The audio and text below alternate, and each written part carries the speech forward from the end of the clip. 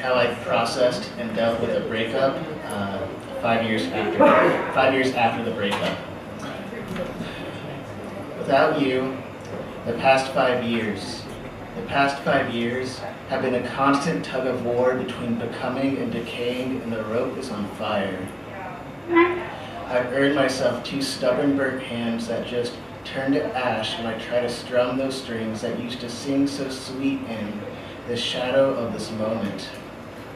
In the shadow of this moment, a narrative bold with ambition reached a fork in the road where on one side lay a path with a wildfire passionate poet attached to nothing but his craft, and on the other lay a love and a lover, profound and fulfilling enough to keep him happy for the rest of his days.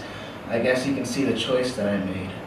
Still, I remember the time you fell like an autumn leaf. I rushed to catch, and when I did, I held you sturdy as a branch on my family tree. I know I'm about to mix this metaphor, but I raised your hopes like a flag and never tried to wave them around. I held them high, held them still, held them proudly, until the day I let you down, till the day I reached that fork in the road, and I gave up the narrative of us to pursue an identity I still have yet to become. Is it too late to apologize for taking the turn I took? Especially when all I have to show for the loss is 2 stubborn burnt hands and poem after unpublished poem.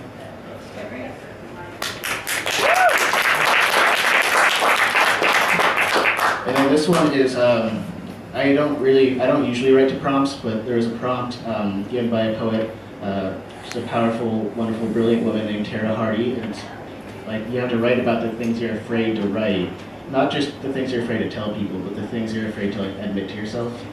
And it was a really interesting experience. So this is called The Truth Is. The truth is, I used to travel with unzipped baggage tied to the tips of my toes, tripping over the heavy of my past, spilling the ugly of my old waking nightmares. I almost forgot where memories made in sun-bright, cool breeze, easy-feeling daydreams. I know I mixed that metaphor. Don't scoff at my clumsy, at my broken record, heavy-handed failed attempts at coherency. I can't do that anymore. Coherency. I lost it sometime before I found my sobriety.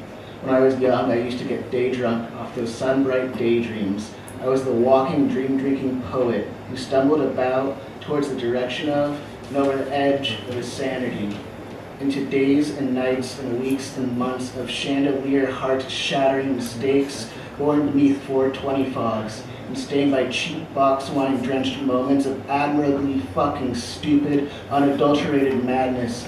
I became the sleepless dreamer, seeking himself in others, losing everyone to his ego, finding truth in 1950s science fiction relevant to my present, unshackled from my past, unshackled from my past.